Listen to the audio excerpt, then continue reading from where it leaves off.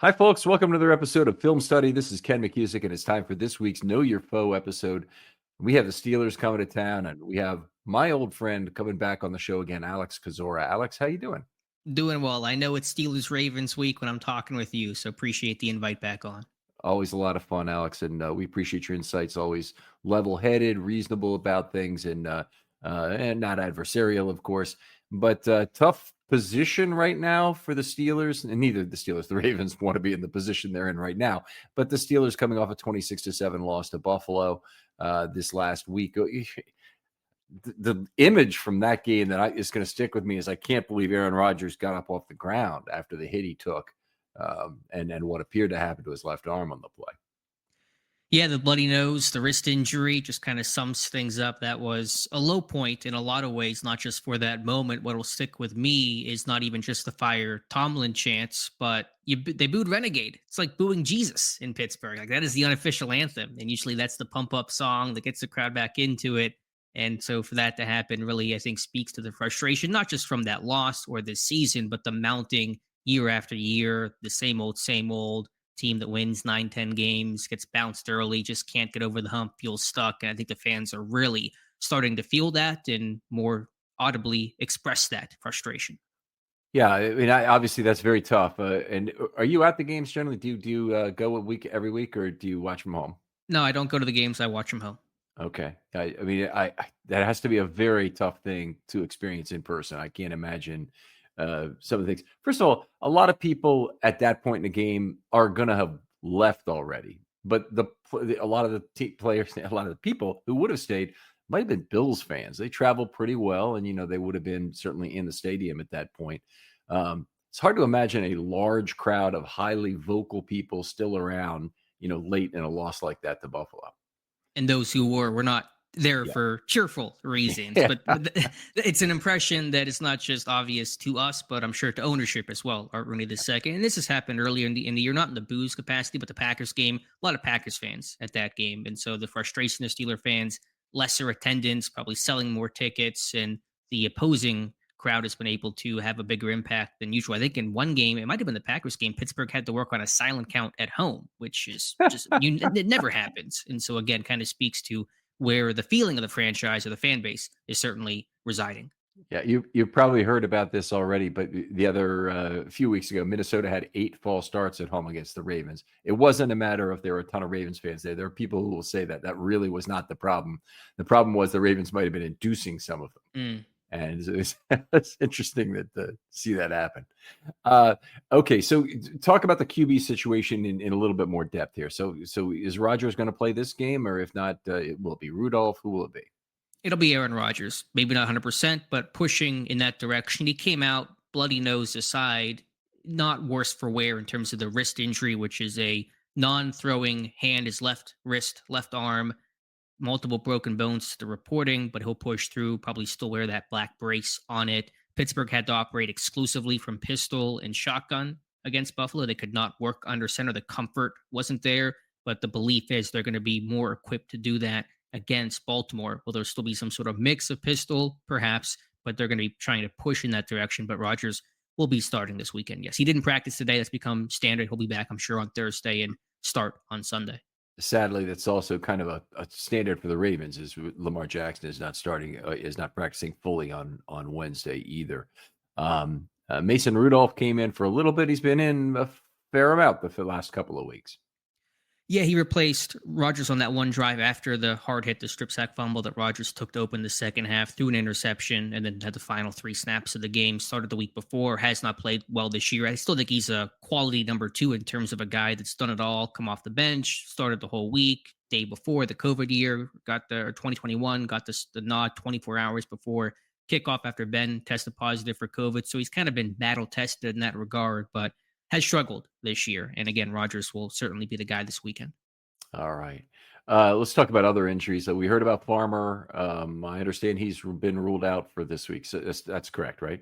Derek Carmen, yes, he's out for this game with a knee injury, second straight week. And so it's a big blow. Pittsburgh's run defense has struggled mightily, especially without Derek Carmen. In the 3 games in which he's missed, which was week 1, week 2, and then last week, Pittsburgh has allowed 548 total rushing yards, 4.6 yards per carry, and 5 rushing touchdowns. Not all related to Derek Carmen, obviously, but he's played good run defense this year. The pass rush has been not quite as there, but it's been a really steady presence as a run defender. And so to not have him in this game against Baltimore is a scary thought. And certainly, trying to replace him has been difficult for Pittsburgh.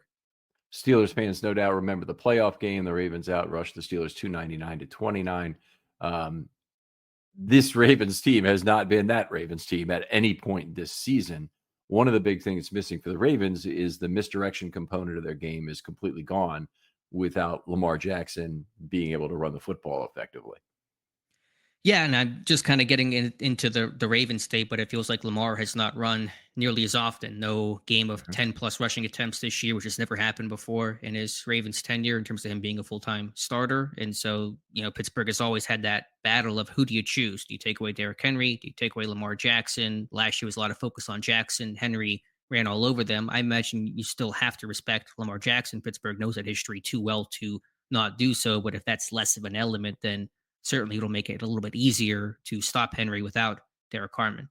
Yeah, it's certainly been a problem there. It's been a problem in the pocket too, in terms of his mobility, getting around, extending plays, and whatnot. And a lot of effective. Can I just interject? Is he not healthy? Is it that he wants to play from the pocket more? What is the reason why he's not moving? He said 4 different leg injuries that have occurred, and this is why he's taken Wednesday off every single week. But he had knee, toe, I think foot. And it's 4 leg injuries. Okay. Hamstring. He was out for a while with the hamstring injury. So we heard about the toe injury. We thought turf toe right away, and that can be fairly mild, or it can be very debilitatingly bad, or you miss months, have surgery, etc. But he was back quickly, and he other teams aren't respecting the fact that he can run, and he's not running very much. And I think the Ravens need to find a way to allow him to run a little more. And maybe going back to pistol might be the Ravens' call. 2019 and Lamar's first MVP year, they ran out of pistol 46% of the time.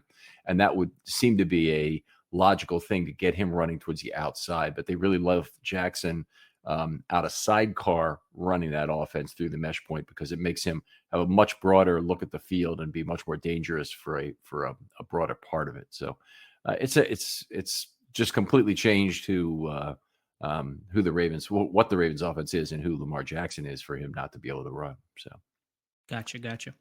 All right, state of the offensive line for the Steelers. Let's talk through that. It has been one of the bright spots. It's been a group that has coalesced and gotten better throughout the season. So I have been encouraged by that. Now, they suffered one key injury late in that Bears game, week 13, losing left tackle Broderick Jones, likely for the season with a neck injury. He's on IR, will not play in this game. Of course, reporting is he's not going to come back this year. Tomlin has not confirmed that, but we'll roll with that assumption until otherwise told. Andres Pete, former first-round pick, longtime New Orleans Saints tackle and guard, started last week and played okay. It was only 43 snaps Pittsburgh ran offensively, so the sample size is very small to evaluate, but he'll be the guy at left tackle again. Isaac Seumalo, left guard, has had a pec injury. He's battled through it. He's been better and played some really good ball lately. Zach Frazier at center has been an anchor and rock solid. I really like Mason McCormick and Troy Fautanu, right guard, right tackle, respectively. Those guys have really been on the rise. McCormick is anchor. His base has gotten stronger. His technique, he's more comfortable. He was a small school kid, had some adjustments to make at the next level, learning offensive line coach Pat Meyer's specific techniques, especially in pass protection, the on-body, off-body sets. So he's done a good job there. And Fautanu had his rookie year basically washed entirely by an MCL sprain in the preseason, dislocated kneecap very early in the regular season, but came back this year healthy. He's been excellent in pass protection. Not exactly a road grading run blocker. We'd like to see a little bit more there. But in terms of varying pass sets and with a veteran savvy, he was an older college prospect coming out with a bunch of experience. He's had a really good year. And the line just together has worked well. Early in the year, some miscommunication on stunts and combination blocks in the zone running game. You've seen the group get a whole lot better there. And so I do like the overall progression of this offensive line. But losing Broderick Jones does hurt a left tackle. So for Seumalo, is he in his UFA year this year, or does he have one more year with the Steelers? He'll be a free agent in March. Free agent in March. Okay. Are you expecting the Steelers to make a effort to try and re-sign him?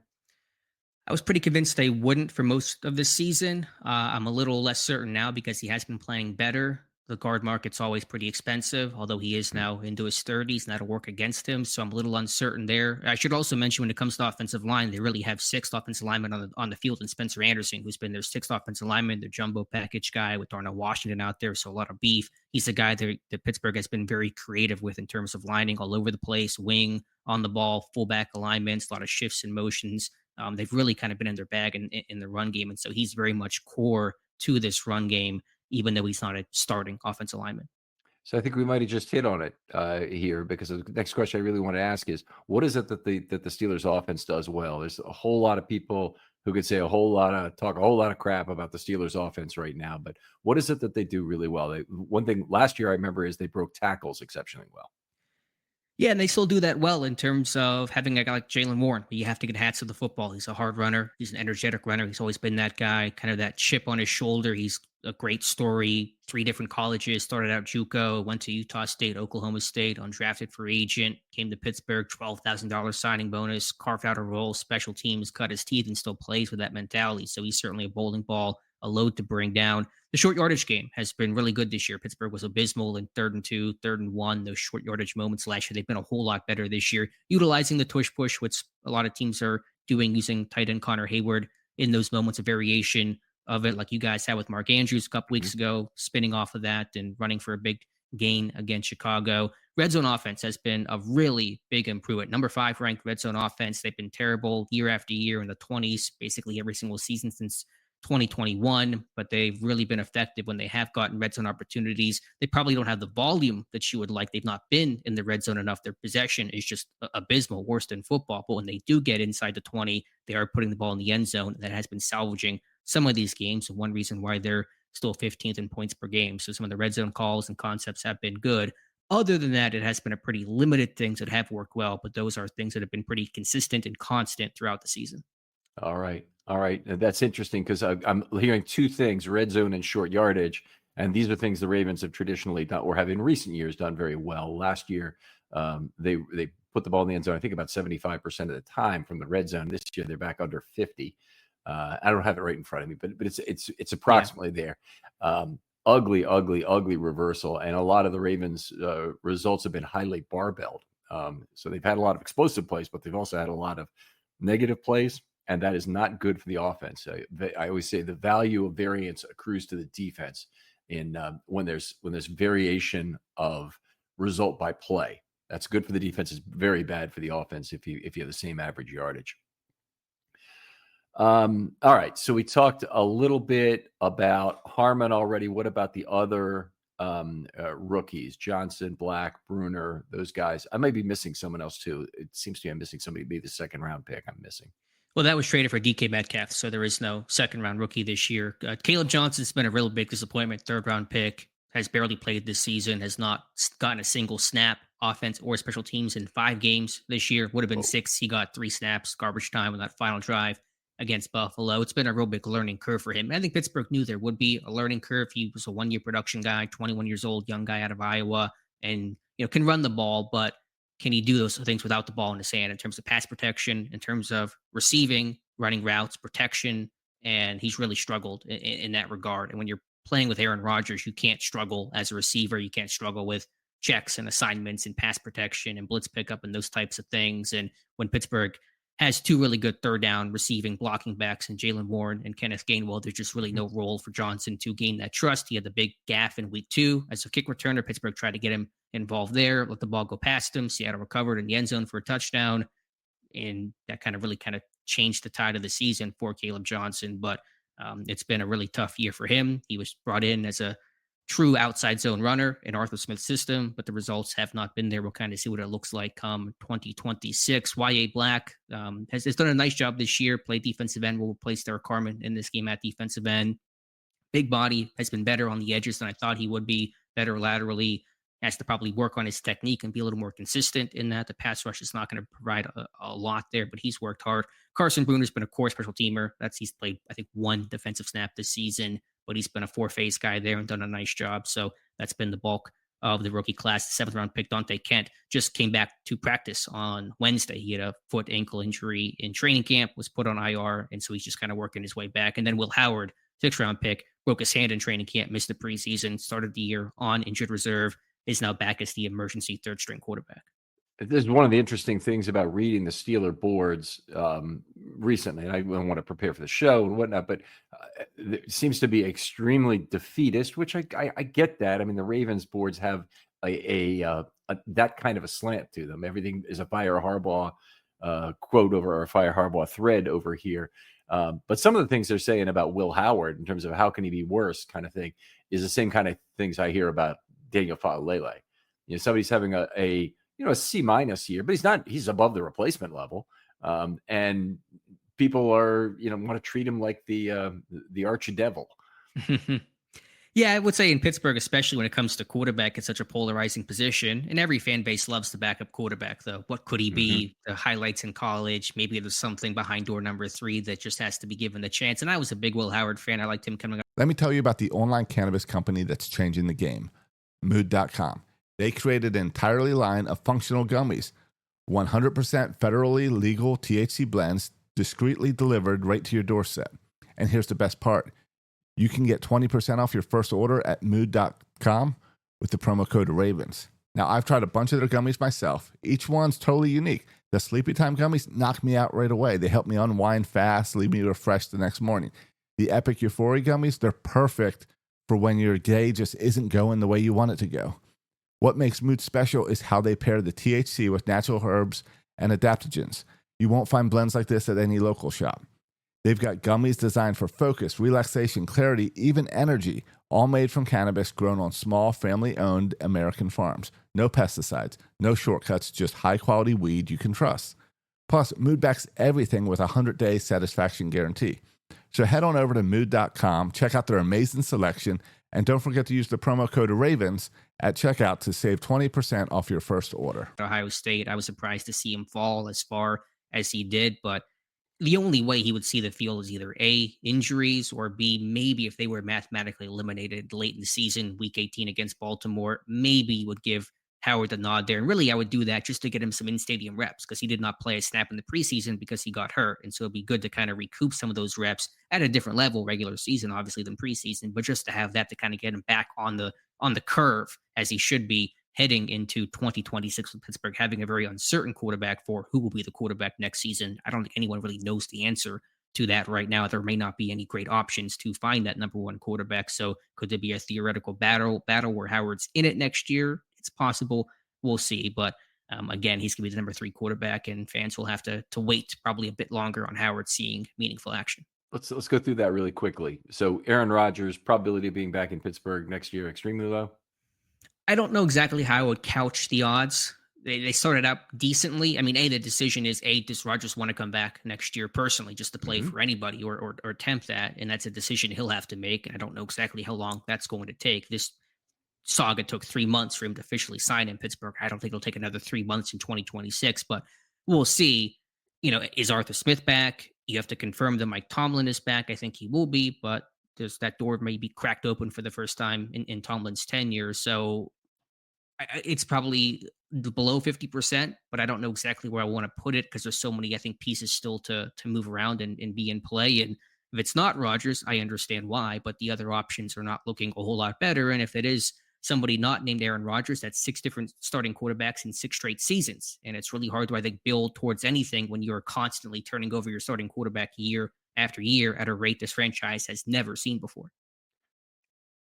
It's supposed to be a good year for quarterbacks. At least at the top. Is it a place where the Steelers might be drafting in the mid to late teens or the early 20s, either one, if they make the playoffs or they just miss, that they could still find someone? Or is this a case where they would need to probably trade multiple picks to move up into the top 10 and find somebody that would suit their purposes? Well, I think the jury's going to be out on that. They're certainly going to look and scour the earth for all the top quarterbacks in 2026. There are some names at the top, but it's not like a couple of years ago with the Bo Nix class. We had 6 quarterbacks go in the first dozen picks where it was super deep. You may have 2-3 names, Mendoza, who declares, who stays, Dante Moore at Oregon. He may go back to school. Ty Simpson, Alabama could come out. We'll have to see. But if there were only 2 quarterbacks, Pittsburgh will be picking somewhere probably no higher than the teens. And so it is hard to move up there. They do have draft capital. They have probably a dozen draft picks they'll have in their 2026 coffers. But if there's only two quarterbacks worth taking, those teams at the top are not going to be budging to, and they will not be moving off a quarterback, obviously. So, it's possible, but it's just hard to really bank on that thought of a quarterback right now. And then when it comes to free agents and cast-offs, do you want to go down that road again? And if so, who is it? Anthony Richardson, Kyler Murray, Jacoby Brissett. I mean, it's just nothing there is really sticking out to you. Joe Flacco might be available. Yeah, Why not get older? Why not? Yeah. He'd be the one guy who the one team hasn't had him play there yet, right? So in the division. Okay, let's talk about the other side of the ball now. In terms of the defense, obviously, while the defense probably has been well, I don't know. I don't want to speak for you. What's wrong with the defense currently, and what's right with the defense for that matter? It's been a disappointing unit that had big expectations. It had a lot invested in it, both in the draft and in free agency, whether that's the acquisition of Jalen Ramsey, a first-round pick, and Derek Carman, and just a commitment to let's get back to stop the run. And that was evident based on the Baltimore games, especially the wild card game you referenced, a lot running for 299 on Pittsburgh, Henry running for over 200 yards and really embarrassing Pittsburgh and sending them home. And the run defense has been extremely inconsistent. There have been good moments this year, whether that's the Bengals game rematch, the Colts game against Jonathan Taylor, the Bears game. The run defense was strong overall, but there have been some abysmal performances too. Of course, none worse than Buffalo on Sunday. Why that is, a variety of issues. A lot of guys that can't get off of blocks, guys not being physical enough, missed tackles. It really is just kind of a lot of the foundational stuff in terms of the run defense. And then Pittsburgh's plan was we're going to load up on cornerbacks, have this big three trio of Jalen Ramsey and Darius Slay and Joey Porter Jr. We're going to run a lot of man coverage and be able to man up and do stuff we have not been able to do in the past. And that plan has gone completely awry. Jalen Ramsey's now permanently at free safety. Darius Slay is now a Buffalo Bill, released and waived by Pittsburgh. Porter's had an okay season, but it's just not been the vision that Pittsburgh thought that it would be. And so when you combine those things, Pittsburgh's biggest threat defensively, the thing they do well is their pass rush, and quarterbacks are getting the ball out quicker than basically any other defense, facing any other defense in the NFL to thwart that pass rush. And so when Pittsburgh can't get those takeaways in bunches, their defense really loses all of its teeth. And so it's a lot of layers and issues to it, but inconsistent run defense, a secondary that's not playing the coverages they thought they would, and a pass rush that can't get home and can't make plays. Those are bad ways to win as a defense.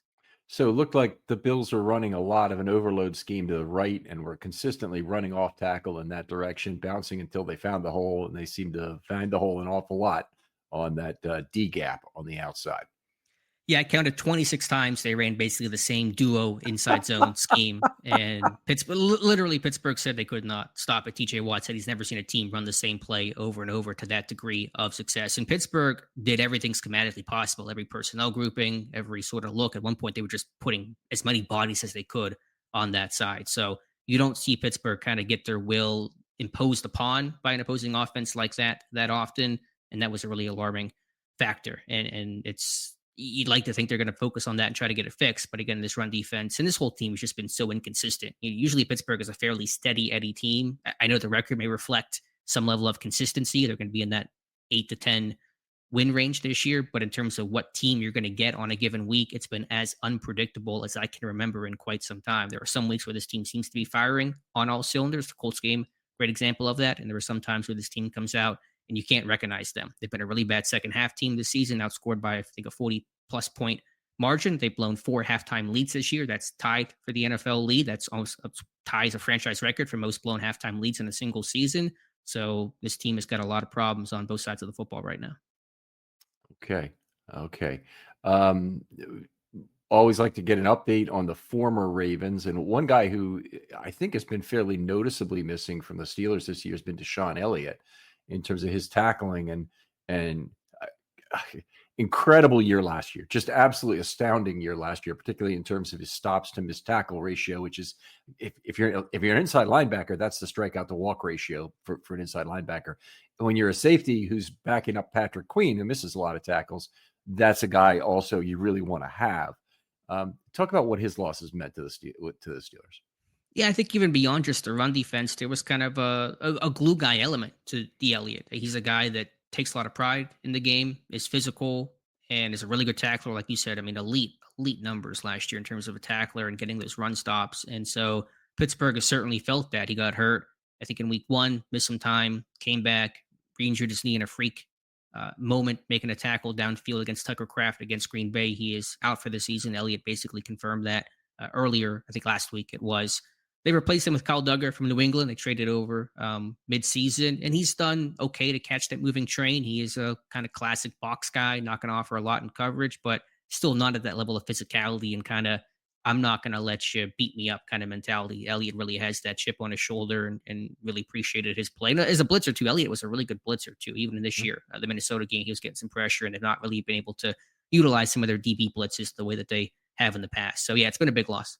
Yeah, for what the Ravens could have really used a player like Deshaun Elliott earlier this year. Maybe they wouldn't have traded away for Gilman at some point, and the Ravens pass rush could still have some glue to it. Whether people in Baltimore are not crazy about Oweh's pass rush, but boy, Deshaun Elliott has turned out to be a player. Patrick Queen, third year of a 3-year contract coming up next year. Do you expect the Steelers to pay up on it or to cut him? I'm not sure. I think let the season play out still. I like to put all the hay in the barn before I kind of think about who's going to come back and who's not, but it's certainly no guarantee. Queen, big second year for him. He admitted as much. His first year in Pittsburgh was not what he or the team wanted, not just from an individual play standpoint, but from a communication standpoint as that green dot wearer, the signal caller. And the question in Baltimore was, can this guy have the green dot and play well? In Baltimore, that seemed to not be the case. He struggled wearing both those hats when Roquan Smith came over, did a better job. And so that's kind of been the issue in Pittsburgh still. I'd say something else about this too, is Queen got his shot at the Mike role and didn't make it work. And he's really needs to be a trail player behind a very decisive other player. And Pittsburgh's had a number of linebackers certainly over the years in Ferrier and Timmons, yeah. Landon Roberts. Roberts was a really good run defender who never was shy about getting the football. I mean, it just seems very strange for an organization like the Steelers to go for a guy like Queen. I was shocked by the thing. I was also shocked at how cheap he was at the time, in a sense. Obviously, Ravens fans were hoping for the best possible compensatory pick, and then he signs in the division for less than we thought it might be. Certainly less than he thought it was going to be.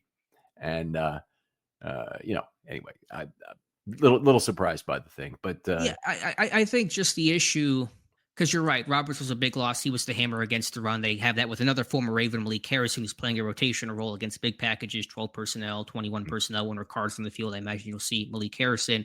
But generally, it's been, and the goal has been Patrick Queen and Peyton Wilson. And the problem is those guys kind of are the same dude, where they're athletic cover guys. They're not that super physical downhill type of player. I think Wilson is trying to work towards that and get better in block deconstruction. Queen is never going to really probably be that type of guy. So when you have kind of the two of the same guy, you don't have that hammer, then you're missing that in your run defense. So it feels a little redundant with Patrick Queen and Peyton Wilson. And if you are going to move on from Patrick Queen, I think you do that with the goal of let's get a different type of inside linebacker to pair next to Peyton Wilson to really complement each other well.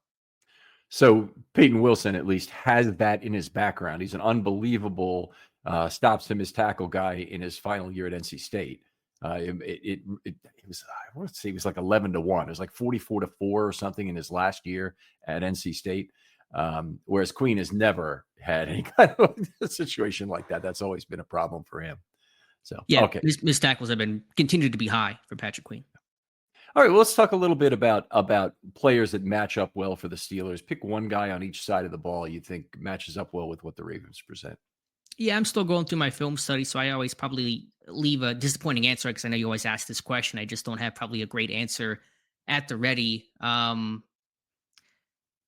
don't know exactly what the health is over there. I think DK Metcalf, I imagine Marlon Humphrey will see a good amount of him. I don't know exactly what you guys are doing in terms of shadowing and traveling. I know Humphrey is super versatile and he can play inside, and they're trying to get Metcalf in the slot more this year. So I think that's going to be a good matchup. Will it be the most favorable thing for Pittsburgh? I'm not sure if it'll be the most favorable matchup, but I think it'll be kind of a fun one to watch those guys going at it for the first time inter-division. Yeah, it might be actually Kyle Hamilton then on if he's in the slot. Kyle Hamilton now, the Ravens play 100% big nickel in 5 DB packages. They haven't played Hamilton was out for 5 snaps and they played 5 with a small nickel, but otherwise they played every single snap since week 5 has been with a with Hamilton at slot corner, and every single 5 DB snap. And then they move him to dime on third down, so there'd be some difference in who would cover then. And that would probably be Humphrey, as you say. And then Okay, I how think, about yeah, I'm sorry, I'm jumping ahead of you, but defensively, I think Jalen Ramsey on Mark Andrews. Andrews getting the extension today.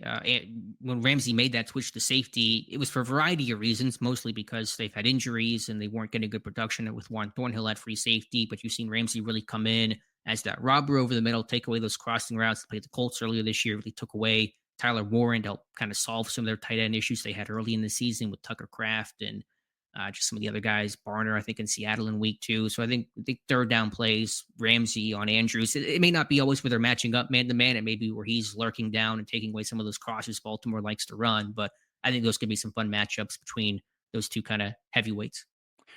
can a player like Ramsey have any impact on Zay Flowers' ability to cross the field? So far, that's been the only magic sauce the Ravens have really had in their offense this year.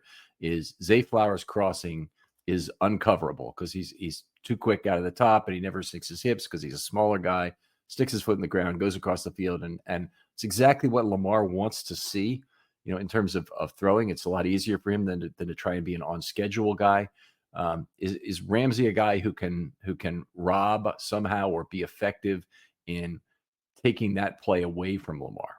Certainly. So that against Jamar Chase in the rematch, there was certainly an element of that. I got to cut up Ramsey just taking guys' heads off over the middle on Michael Pittman, on Joseph on Chase. So any sort of crosser, Ramsey's not always used. He's more the free safety, so he will play, deep half, deep middle. Kyle Duggar's the more designated strong safety in this system. But I think in this game, you're going to be looking to take away any sort of crossing routes, and Baltimore seems to run those a ton, like you said, like I said. So yeah, I think Ramsey's going to be lurking in the size mismatch. Ramsey's such a big dude. We'll try to have some hard hits there to either, knock the ball out or just make sure Flowers does not do any damage post catch. All right. Alex, always outstanding to have you on. Fantastic. You deliver information very quickly. Tell folks where they can read your work online and follow you if they want to. Yeah, thank you as always, Ken. You can find us SteelersDepot.com. On Friday morning, we'll have our weekly scouting report on the opponent. So we'll do the Ravens breakdown, offense, defense, special teams, both schematically and individually. You can find myself on Twitter at Alex_Kozora. All right. Thanks a lot for listening, everybody. If you have questions, please try and feed the new video format that I'm doing, especially if you like your question answered that way.